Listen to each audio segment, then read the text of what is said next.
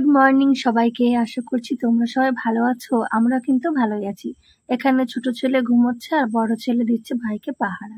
সকালে আমার ঘরের অবস্থা খানিকটা এরকম, বেশ অনেকদিন হয়ে গেল পুজো দেওয়া হচ্ছিল না। একটা দাদার ছেলে হওয়ার কারণে আমাদের ওষুধ চলছিল, তো আমি ঠাকুরগুলো সব নিচে নামিয়ে নিয়েছি। ঠাকুরদেরকে স্নান করাবো, আসনটা আমার পরিষ্কার করা হয়েছে। ঠিক ওই মুহূর্তেই আমার ছেলে উঠে গেছে।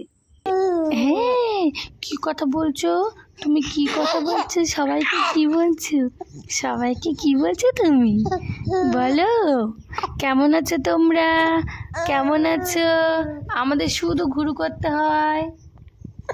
আমাদের বাড়িতে প্রচুর ফুলের গাছ রয়েছে। যেহেতু আমাদের গ্রামের বাড়ি, অনেকটা জায়গা নিয়ে বাড়ি, তো মনের মতন গাছ লাগিয়েছি আমরা। আমার আর আমার মায়ের জবা ফুলটা বেশি পছন্দের, তাই আমাদের বাড়ি কিন্তু সব রকমের গাছ থাকলেও জবা ফুল গাছটা বেশি। আচ্ছা, তোমরা কারা কারা ঠাকুরকে ভয় পাও আর কারা কারা ভালোবেসে পুজো দাও বলো তো? ভয় পাওয়ার কথা এই জন্যই বলছি, অনেকেই না জবা ফুল দিয়ে পুজো দিতে ভীষণ ভয় পায়। আমাকেও দুই একজন বলেছে আসনে মা কালী না থাকলে নাকি জবা ফুল দিয়ে পুজো দেয় না।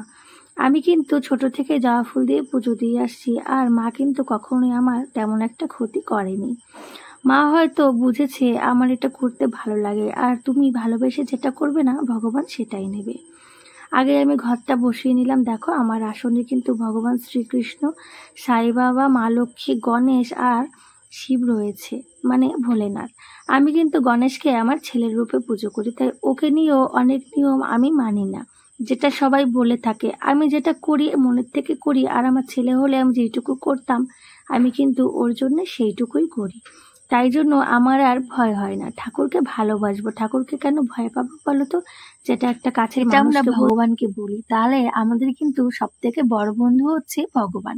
এই দেখো না, আজকে যেই প্রসাদটা দিয়ে পুজো দেওয়ার কথা ছিল, হাত দিয়ে দেখি সেই প্রসাদটা গেছে নষ্ট হয়ে। আসলে এনাদের যে আজকে খেজুর খাইতে মন চাইছে গো, ওই জন্যই তো এই কাণ্ডটা করেছে। তারপরে তো খেজুর দিয়েই পুজো দিলাম। মা লক্ষ্মীকে কেমন লাগছে বলো তো? এই কমলা কালারের শাড়িটা পরে আমার কাছে কিন্তু বেশ সুন্দর লাগছে। তারপরে তো আমার পুজো দেওয়া কমপ্লিট হয়ে গেল, আর প্রতিদিনের মতো আজকেও কিন্তু গনুকে প্রদীপের তার দিতে ভুলিনি। ওই যে বলেছি না, গনুকে আমি আমার ছেলের রূপে পুজো করি, তাই আর কি। কেমন লাগছে সবাইকে? বেশ অনেকদিন ধরে পুজো দিই না, ভালো লাগে।